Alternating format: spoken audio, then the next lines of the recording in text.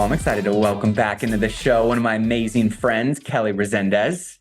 Hello, Matty A. It has been, well, we went too long for not seeing each other because you were Yes, busy running a billion-dollar company and running helping. GoBundance Women's and all of the stuff that you have your hands in. And I was doing the hotels.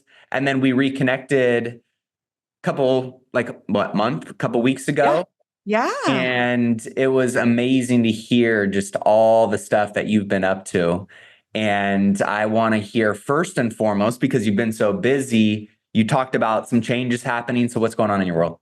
Give me a yeah. It's been a full life. Extremely blessed and grateful that I'm in, or I get to live this life, I guess, to start with. And so one of the major things is took ownership, co-ownership of GoBundance Women. You've been a longtime member of GoBundance Men, and I'm one of the founding members. And it's just been absolutely an incredible joy to be able to help spread this community amongst awesome, female entrepreneurs and leaders out there and help them scale their businesses and get to the next level. So that's been one major thing. The next major thing has been launching my two children into college and into adulthood. So, I'm an empty nester now. So my sweetheart, Kent, and I are just living our best life and traveling and doing things like that. So that's awesome. And then GoodLeap, the company that I've been an executive at now for 13 years, we've just continued to expand and find a way to help,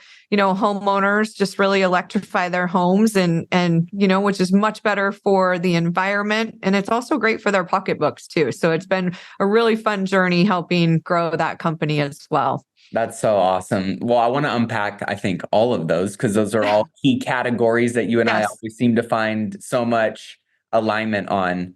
And you talked about real fast. I know your life was so busy. How have you been able to manage doing all of these things and still keep Yeah. that alignment, that abundance, Yeah. that, Absolutely. and I know it's not balanced, right? But to make it, still function at a really high level.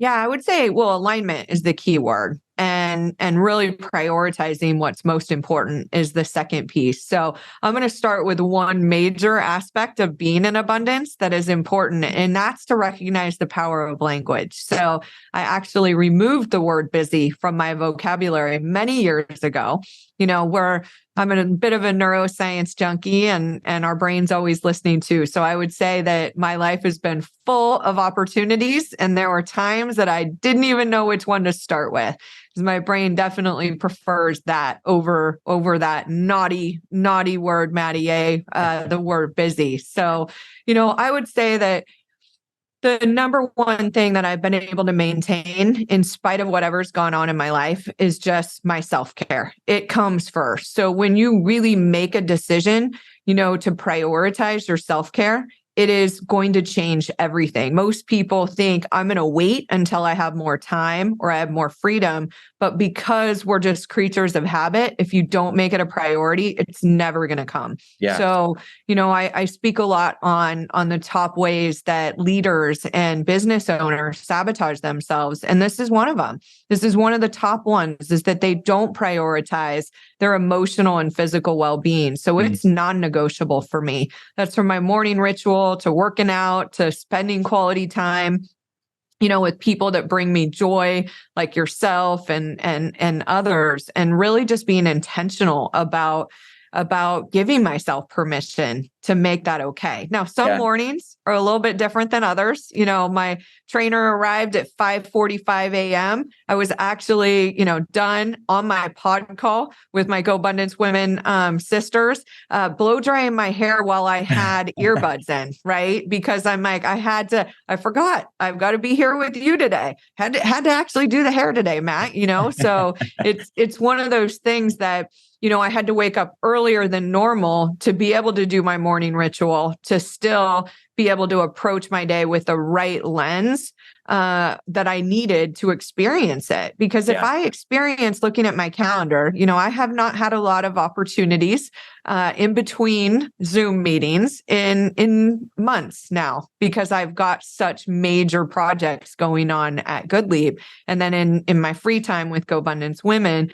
And so if I look at it and I feel like most people would describe that as feeling overwhelmed, right? That's going to knock me out. And so I have to look at it from a different lens, which is, wow, how abundant is my life that I get to do all of these things. So it's that combination between making sure that my self-care is in check and also making sure that my mindset supports the speed in which I have to approach things. And I won't stay at that higher capacity forever. Another thing that I recommend is really doing an abundance audit and understanding my human capacity level. What does that look like? Yeah, it really is just taking some time to look at everything that you do, leaving yourself that small gap after a meeting to check in and say, did I get more energy? Did I deplete my energy, or is it neutral? Yeah. Right. And so I look at us like an energy producing machine, where most people look at, okay, I have a set amount of energy all at the beginning of the day and I'm depleting it. So by the end of the day, I'm ready to just watch Netflix and collapse. Right. Yeah. Well, I believe that we should be creating energy throughout the day so that we still have energy when we go home to spend time with our family or other things. So it's just being more thoughtful to watch yourself after a meeting, after an activity, after, a lunch, after anything that you do, and just ask yourself, like, did I get more or less? Yeah. Or am I pretty neutral? So that you can find out where that human capacity is. And for the people that are feeling like their commitments, their schedule, their life is more neutral or negative when doing a lot of stuff, but their awareness is up now. How do they make that? How do they make that transition? What does that look like? Yeah, that shift is definitely just remembering, not learning, remembering you're the creator. You're the creator. Like, you get to choose what you spend your time on, and really just stepping back into that power of, like, if I'm going to spend my time with people or on things, like, I want to bring maximum enjoyment in. Now, when someone's in scarcity and they feel like they have to do certain things, that's where we're going to get depleted. Yeah. And I know some people might be building abundance right now, building that sense of freedom where they can choose how they spend their time, but at least choosing how to spend your time more wisely is a great next step. So look at your calendar and really ask yourself, like, is this a major priority for me? Or is this something that I can let go of? Like, my kids give me a hard time. I haven't seen the inside of a grocery store in so long, right? That would have taken a couple hours a week. And other people might say, well, I don't like the fruit that they bring or whatever. And I'm like, I don't care. Bring me a bad cantaloupe, like whatever. Like, it's still worth having somebody else take that off my plate, because I don't love it. I don't love it. So I really recommend auditing everything that you do and then finding where your hourly rate is. And if you can pay somebody less money to do it, release it, get it off your plate. Go do the things that you love.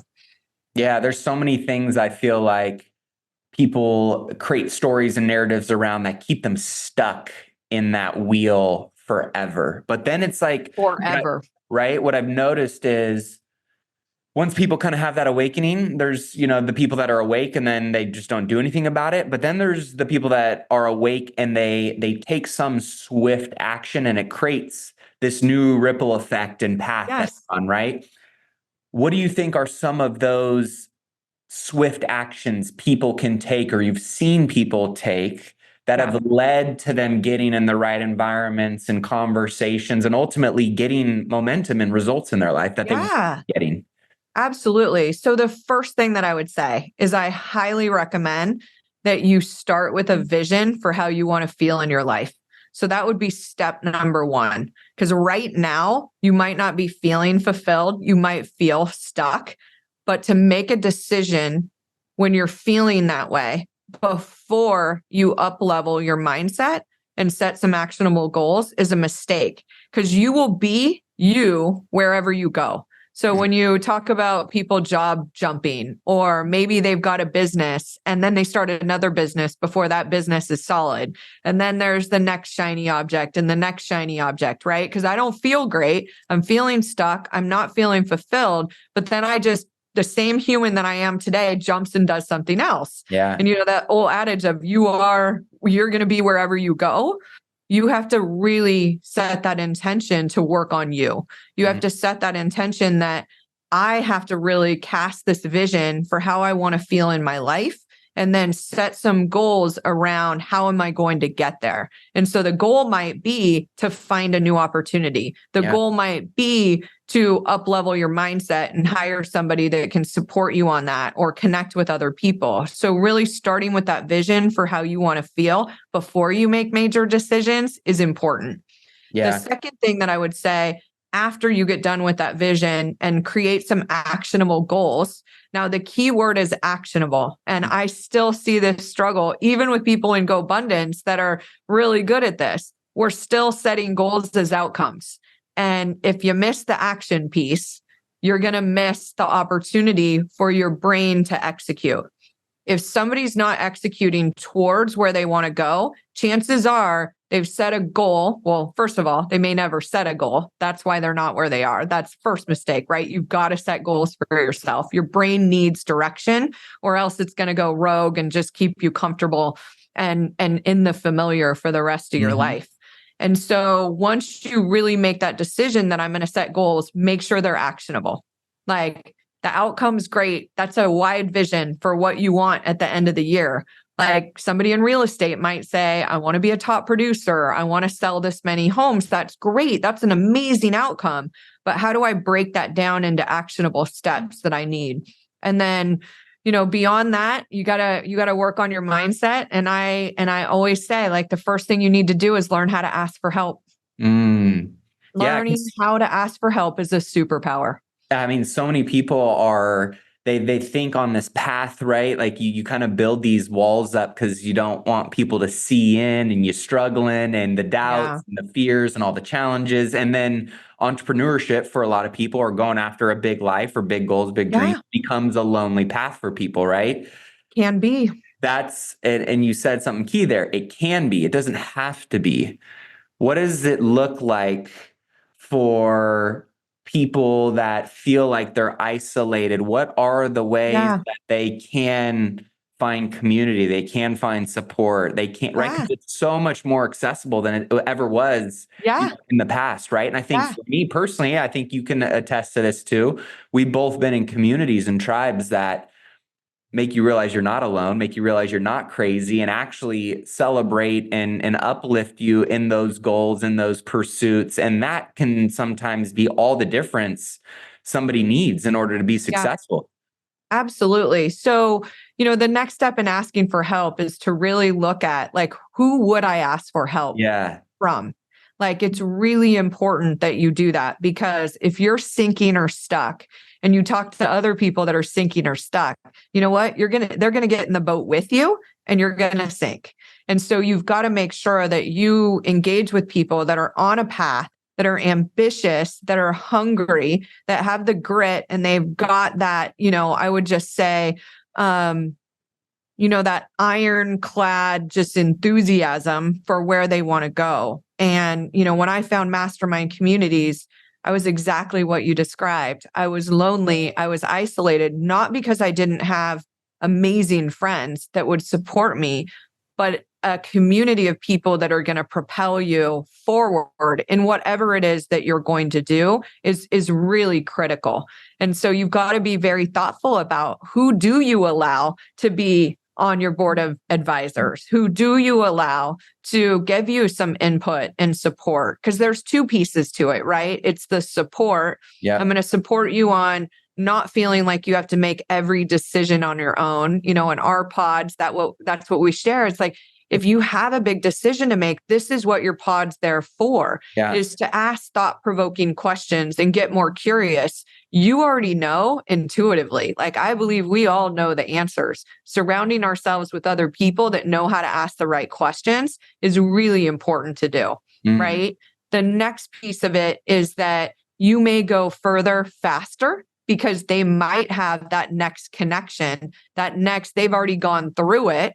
They've already tested it, and they can make an introduction to you that might change the whole trajectory of your business. Yeah. And that's what that power of community is. But it starts with knowing I need to learn how to allow other people to help me and then articulate what I need help doing. Like when you and I went to lunch, you're like, what can I help you with? Like, you are brilliant at always asking it. And of course, I'm like, hey, any like-minded women that I'd love for you to, introduce them to me. And you offered for me to come back on the show and share this. Had I not said anything to you, like, you wouldn't have known how to help me. And 100%. so I got asked this question yesterday. It's like, do you believe in manifestation?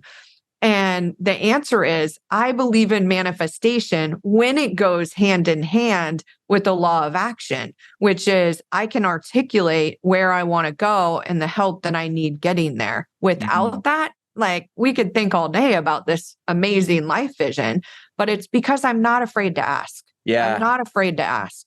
When I think about it too, it's funny. The people that I know who get what they want in life are the ones who are always asking, whether that is just asking questions about things because they're curious and they want to learn or whatever, or it's asking for a connection or a relationship or who do you know, or, hey, I need help with this. Like they are, and I think it's all about the way you ask, right? Yes. Asking with humility and asking with reciprocation and asking, like there's a lot of ways that good people can ask for help or ask for something, but also not have it be just, right, like the definition of an asshole, right? Of like, just gimme. Yes. Right. But I remember when you actually posted on that a while ago. I did, because there was a lot of assholes around. Oh my gosh. Where it was like, and for me, it became something where I'm like, I don't want to help you because you're just self-serving. Whereas it's a win-win then. And when you get in those environments with the right people, it's totally a reciprocation, or we've talked about this, the barrel of monkeys, right? The one arm up, one arm down. I'm always looking to elevate myself, but I'm always looking to pull somebody with me. And you get in the right communities, that 1 + 1 = 1,000 compound effect is real. It was validated for me when I got around other people that were just like that. Absolutely. Well, and you bring up a great point, because there's another law that we have to recognize too, which is the law of reciprocity. And we've been programmed to believe if I help you, you need to help me.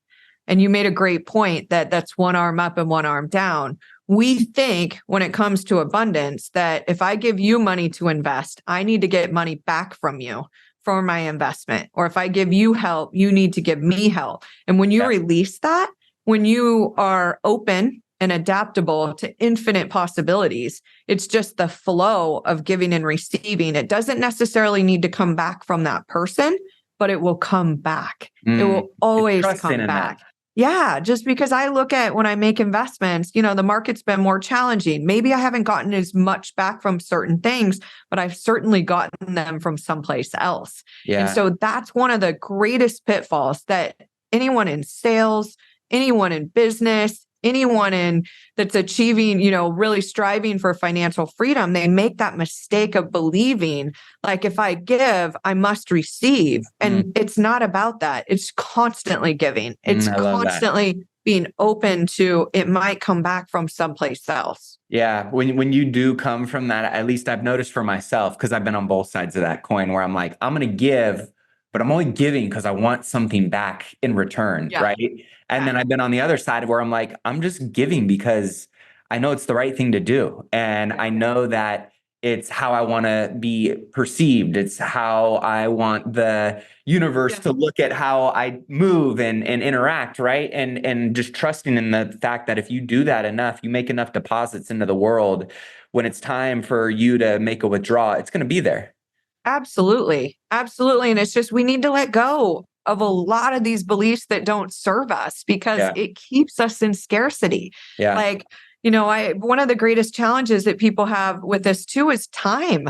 Like, they look at not having enough time, and it's like, when you're really in abundance, you've got more than enough of Mhm. every resource, Yeah. including time. Yep. You just have more thoughtfulness about how you spend it. And like the cost of, if I do this, it means I can't do that. And we're always blowing past our human capacity all Yeah. the time, like Yeah. all the time. And people are like, I'm burnt out. Well, of course you are. Like you went past your human capacity for too long. And we Yeah. have to start noticing these things. And that's the one area that I would share with you, that like anybody that's trying to create massive success for yourself, you have to trust the intelligence of your body.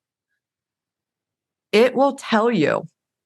It will tell you everything that you need to know about your go forward plan. If you've pushed too hard, if you're doing the wrong thing, you just have to be present and conscious enough to be able to listen to it. Mhm. And that's where, I find one of the greatest, areas that I see suffering, and it's self-suffering amongst entrepreneurs, is that they aren't listening. And then they blow past it. And then the unimaginable can happen.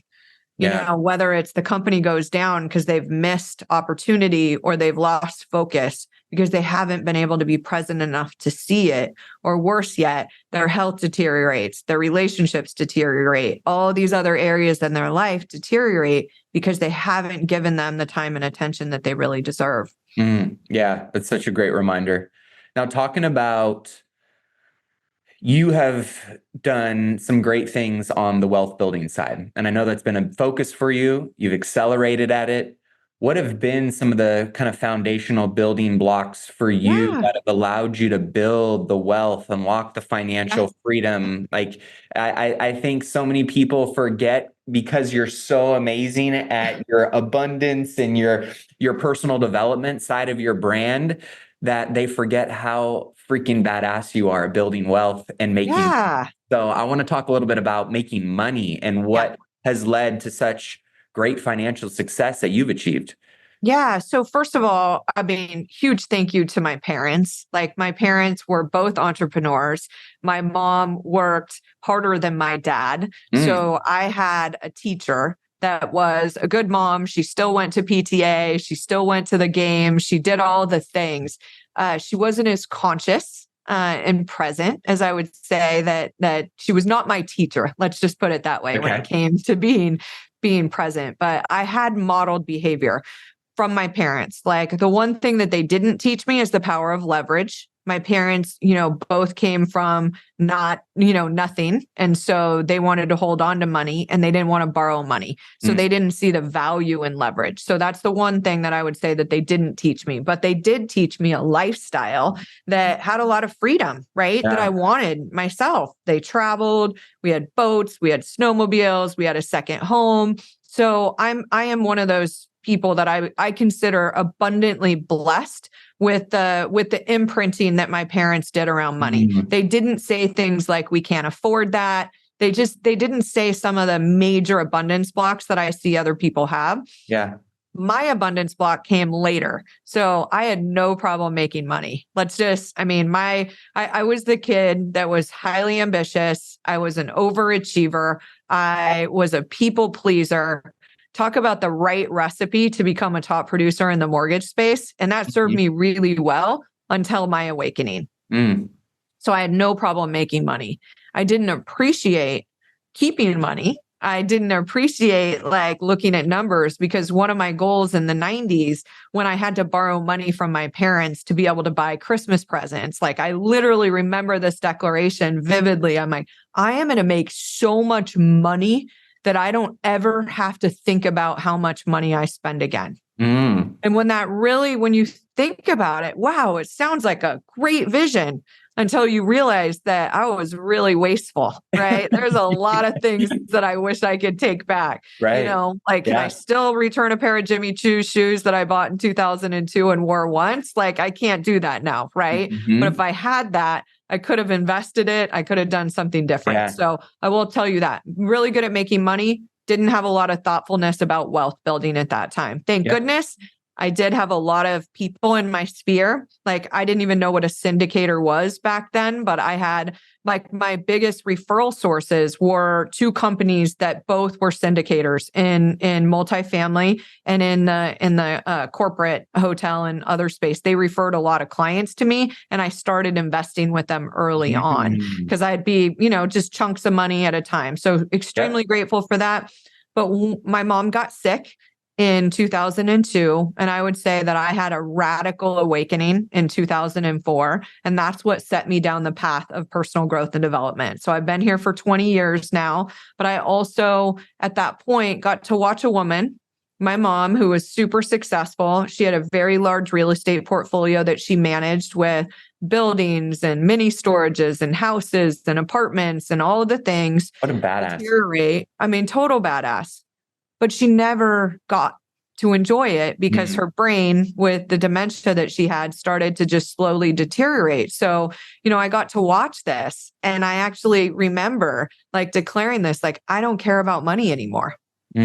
Because I watched her go from caring too much about money to then not caring at all. And so it was one extreme to the other, right? I went from, I just wanted to impress my mom. She was, they always say that you have one parent whose approval you're trying to seek more than the other. It was my mom. Anytime I did anything, it was like, hey, mom, hey, mom, hey, mom. It was like, I was constantly like, am I good? Am I good? Do I get a treat? Like that was the kind of life that I led with her before she got sick. So when she got sick, I just was like, don't care about money. And I operated that way for the next probably about 10 years. And I still continued to make a lot of money, but I wasn't as thoughtful about it. And thank goodness for another community that we were in. As I was waiting for the creation of GoBundance Women, I spent some time with Rock Thomas and M1, who you have as well. Yep. And that was one of the big things that Rock challenged me on, was like really digging into like, why don't you want to do a one sheet? I didn't want to look. I knew I was embarrassed. Even though I had been making high six figures all of my career, I was actually like in shame that I hadn't created more wealth for myself. And the minute that I did it, it was the most empowering things. And I recognized and did a lot of work in this area that I had one of the most subtle abundance blocks that you can have, which is fear of numbers. And that fear of numbers, like the minute I cleared it out, it was like sky's the limit, right? Yes. It just took off from there. And then I was more thoughtful. Because that's really important, I think, for so many people. That was my block too. I was like, one, it was, you're embarrassed or it's just the unknown that you don't necessarily want to know, or you're scared to know because there's ego involved, right? But the second you can check that at the door. Absolutely. And you can decide, hey, you know what? I'm doing this to win the game, not to be right or to look good doing it. I just care about winning. So this is part of that process. Yes. And then once I started getting, okay, here's where I'm at, here's where I want to go, that then became a lot easier to create a plan and a roadmap for that. But then you said something that was the catalyst for me as well. And it was when I was hiking Machu Picchu, and we're out in the middle of nowhere in the Peruvian mountains, and I'm walking with Tim Rode and David Osborne, two of the three founders of GoBundance. Yes. And they're talking to me about my numbers, which I'd gotten clarity on where I was at right now. But then they started really digging in and asking me about numbers and financials and this and that. And I was like, I don't know these answers. And I remember David saying, if you want to unlock real wealth, you want to build real success, you have to learn numbers. You have to understand how numbers work. And because this ultimately is the game that you're playing, it's a numbers game. Yeah. And for me, that was, okay, I'm going to learn numbers. And while that has been that was 8 years ago, that has been an ever evolving journey, and will continue to be. It was when I first made that commitment and said, I'm going to learn numbers, that everything began to change. Yeah, no, it's amazing. Other abundance blocks, just for those of you listening, because they can be subtle. Like if you have not gotten on the path to wealth where you can see financial freedom in your future, the other ones are going to be those childhood beliefs. If you have a parent that just said you can't afford that, You wanted the pair of Jordache jeans. I know you're too young to know what those are, but in my generation, it was like the little Guess jeans with the triangle on the butt. Those were, a lot of people couldn't afford them. And their parents constantly said, what do you think? Money grows on trees, or, money is the root of all evil. People that were born into a religious family may have had a lot of programming around money being bad. And it's not. I mean, that's the big thing. Like, I see money as an energy. I get to live in my purpose at a much higher level because of the wealth that I have really created for myself. And so it provides that freedom of choice, which when you feel freedom of choice, the abundance like that you feel goes so much higher. Just knowing that you have a choice unlocks something in all of us where we don't have to do.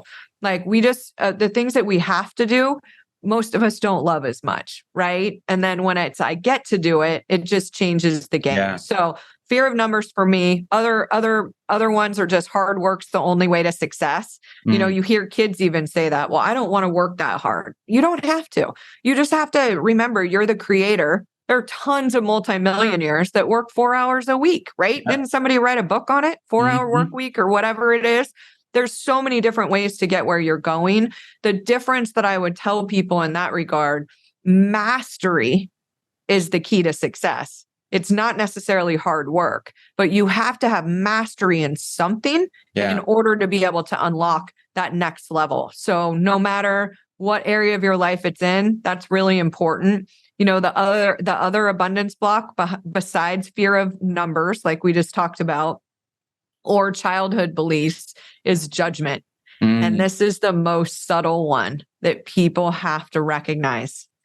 You will never get to your highest, most authentic, just amazing self if you're judging other people that aren't on the same path as you, or for their lifestyle. Lose the opinions and you will unlock this next level. And it is so challenging to do. And especially in today's world, right? Like, oh my gosh, social media and everything put in front of you. I catch myself, all the time. I mean, now, like, you look at my daughter's generation and my son's generation, if somebody would have come in 10 years ago with tattoos, people would have judged him out the door. And now we have this newfound openness, I think, for you want to have blue hair. Like, I look at Taro, Taro, one of the best entrepreneurs. If you've never eaten at Mikuni, highly suggest it. One of my favorite people out there, especially in this abundance space, is the most wildly looking person ever, right? He's got a different color hair, probably matching his golf pants for that day, whatever it might be. But really just getting away from judgment. And this changes the game in every area of your life, whether it's judgment of your partner, judgment of your children, judgment of your employees, just judgment even of the people that might have wronged you. Like, releasing it will unlock the next level. So when it comes to abundance blocks, again, like, you just need to make a commitment. You need to make a commitment that I'm going to spend a little bit of time being curious about how to get through these, because there's all sorts of ways through getting through abundance blocks. It's not just awareness. It's awareness plus action. I do some deeper abundance block clearing with women, only women, but it's something that I do to help them unlock that next level through meditation. But there's all sorts of different ideas for this out there. Yeah. Now, I know you are extremely passionate about lifting up women entrepreneurs, business owners, investors. Talk to me about why did you co-found GoBundance Women's, and what are you guys doing there in that space? People that are interested in it. Yeah. So this is what I would tell you. I have taken a stand on empowering women for the entire time that I'm on this planet. It's never going to end. And the reason is that there are just a lot of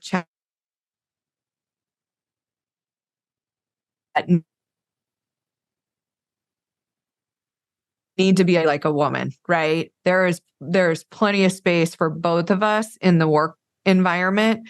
And for me, helping female entrepreneurs and leaders be able to unlock full authenticity get them into a better, healthy alignment in their health and in their relationships is going to help them make a bigger difference. You've got two beautiful girls, right?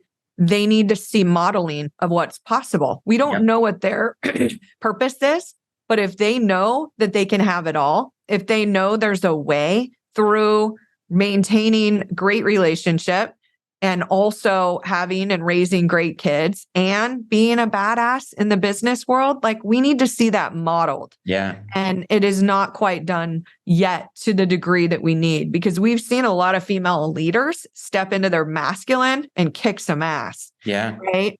I want women to know there's another way. Like you can bring that feminine power that's within you into the work environment and still create massive success for yourself. Yeah.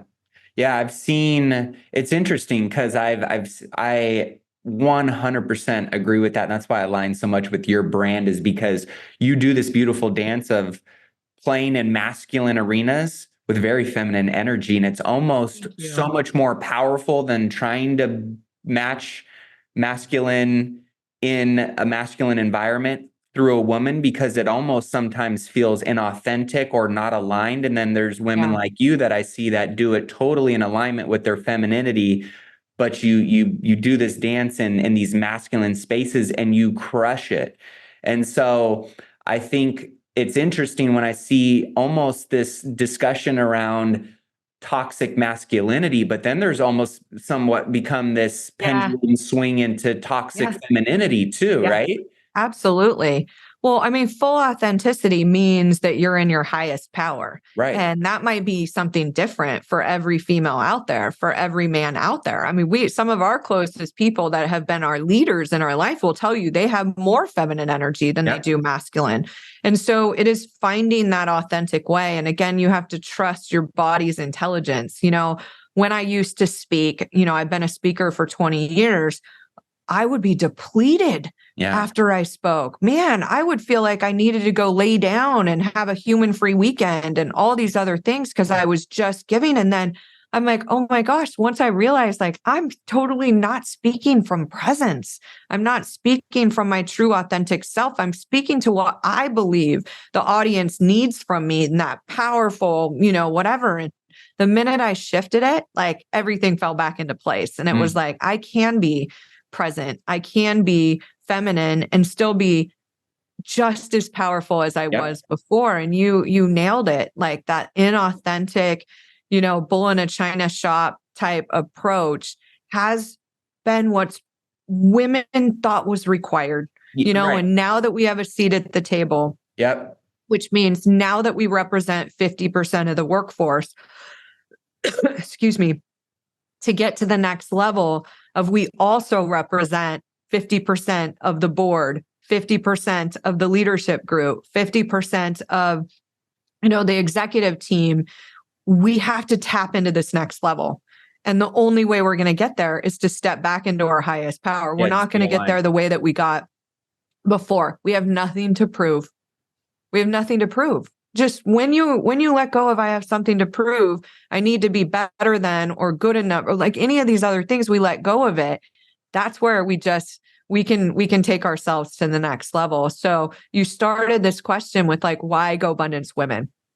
I have to thank, the men, GoBundance men. And when I describe the men that are in that group, there's not a single one that doesn't speak just as positively about their wife or their partner as they do their business, which is what I love, is that there are these pillars. And one of them is relationships and knowing this. So they had already created a mastermind and had a framework. And I'm all about like, I don't have to start from scratch, right? I tried to start kind of a women's community on the side or whatnot years ago.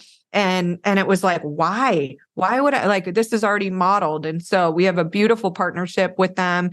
And so we have a lot of things that are different about what we offer in GoBundance Women, but we still have that solid framework, or like pods are super important for accountability and support, networking and other things. And we do a lot of similar things. So for me, it is just a platform to reach more, badass entrepreneur women and leaders out there so that I can, and we can support them or remind them of what it's going to take to get to the next level. I love that. And for women or men with, wives that this might resonate with, that haven't had an experience of a mastermind, but see value in the community, right? Yeah. Like I think of, some of the people that have never been to a GoBundance event, and then they get there and they're not only do their lives change, right, but their mind is blown.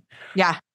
And oftentimes it's hard to communicate like what goes on inside these masterminds and where that magic really is. When somebody says, well, tell me about what this mastermind is and what do you ladies do? Like, what do you tell them?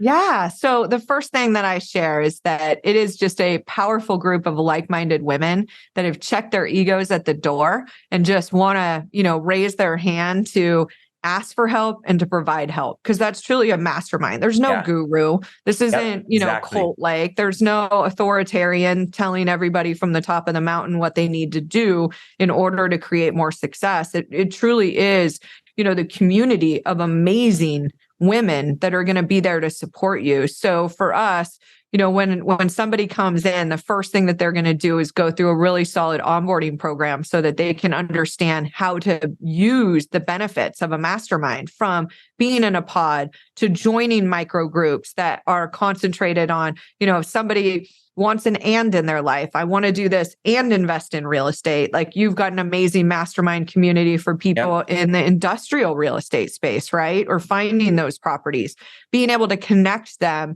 into a micro, group or somebody in the community to be able to help them. And then they go through an 8-week course on scaling.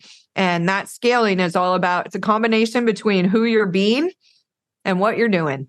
Like, it is the strategy around the business and the strategy about what type of leader in your organization do you need to be and stretch to become in order to achieve whatever vision you have for your business or career or investing, whatever that might be. And so they go through that. And then, our events are amazing. They are, dancing on the table kind of wild thing. Like, no, we're digging into like really bringing in high level speakers and having adventure and doing a lot of decision making circles. We call them wisdom circles.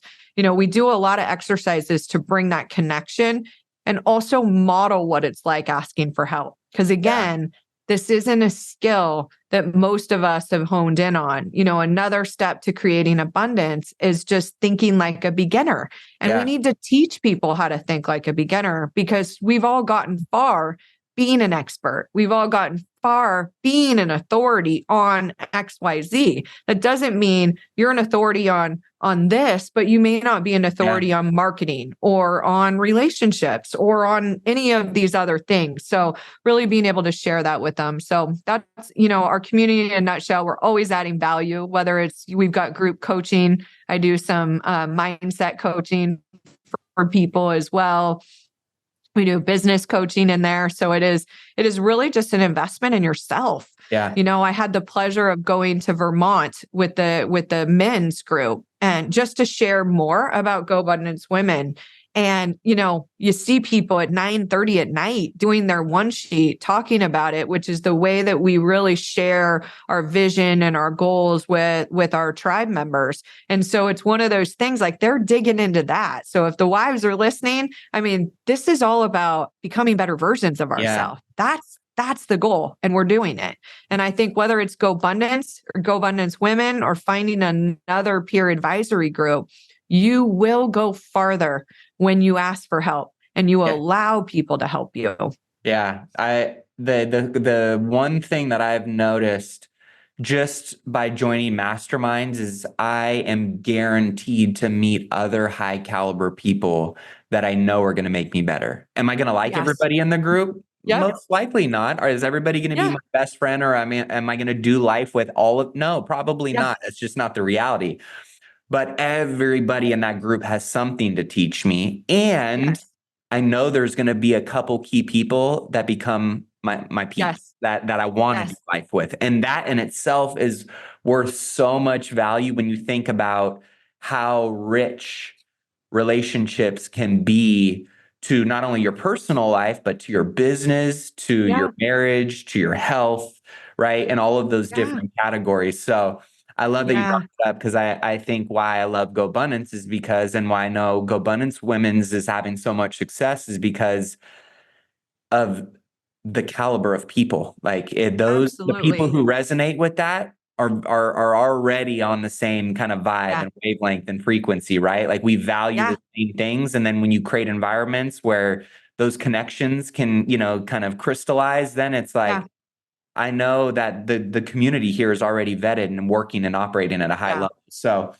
Yeah, and those, I would just add to that, that one other pillar, which is extremely important in all of this, is the genuine contribution pillar Mm, that we really stand for. Because I think as we create success and we've done something really well, there's also just this innate part of us that wants to give back and to yeah, share more. And it yeah, allows you to bring some of that expertise to the forefront. And we're always looking for, nonprofits to really be able to support as well. So it really does help you just kind of put yourself into that situation where you have an opportunity to contribute. And yeah, watching, I watch some of our amazing business leaders and owners in our company whose businesses have literally gone like that.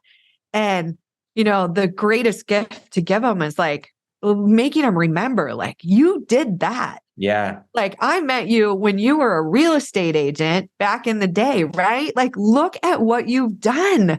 Like, you did that, And so when you really are in a community where people allow you to celebrate and allow you to contribute, like, it is that, those are two ingredients to this abundant life that a lot of people miss out on. yeah. Like, when you're a higher achiever and you've done a lot, sometimes you make yourself small so that the people around you don't feel bad. Hmm. And that is just what a community is going to allow you to go celebrate that amazingness that you brought without ever feeling guilty or feeling like I'm going to make somebody else feel bad about where they are in their life. Absolutely. So if people want to check out more about GoBundance Women's Yeah. or connect with you, what's the best place for them to do that? Yeah, the best thing to do would be just to go to www.downloadthepod.com. I've got a great, Downloadthepod.com. yep. I've got a great, podcast series for you on really taking your life and business to the next level and eliminating, the top 3 ways that entrepreneurs and leaders tend to sabotage their success. And that Mm. would be a great place to find me. I can connect with you through that as well. And, what I'd say is, if whether it's GoBundance or another organization, just take those few steps today. Like, get that vision cast for how you want to feel in your life, and make sure that you start asking for help and find a community of people that are going to support you. And that last reminder of put yourself first.